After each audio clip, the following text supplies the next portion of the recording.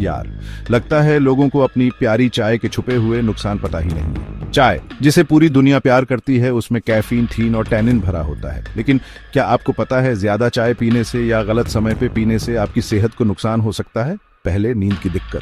Caffeine आपके सोने के तरीके को बिगाड़ सकता है, जिससे रातों की नींद हराम और दिमाग बेचैन हो सकता है। फिर पेट की प्रॉब्लम। खाली पेट चाय पीने से एसिडिटी और जलन हो सकती है। आयरन की बात करें, चाय आयरन को शरीर में जाने से रोकती है, जिससे खून की कमी हो सकती है, खासकर महिलाओं में। और दिल की धड़कन तेज होना भी तो है। कैफीन आपके दिल की धड़कन को बढ़ा सकता है, जो दिल के मरीजों के लिए रिस्की है। चिंता हो रही है? चाय का कैफीन तनाव और चिड़चिड़ापन बढ़ा सकता है।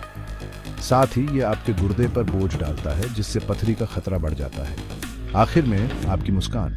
टैनिन दांतों को पीला कर सकता है और एसिडिटी, खासकर चीनी के साथ, दांतों के ऊपर की परत को खराब कर सकती है। तो चाय का मजा लीजिए, लेकिन हद में रहकर। दिन में 3-4 कप से ज्यादा ना पिए, खाली पेट ना पिए और चीनी मत डालो। सेहतमंद रहो दोस्तों। और भी जरूरी जानकारी के लिए मेरे चैनल को सब्सक्राइब करें और बेल आइकॉन दबाएं।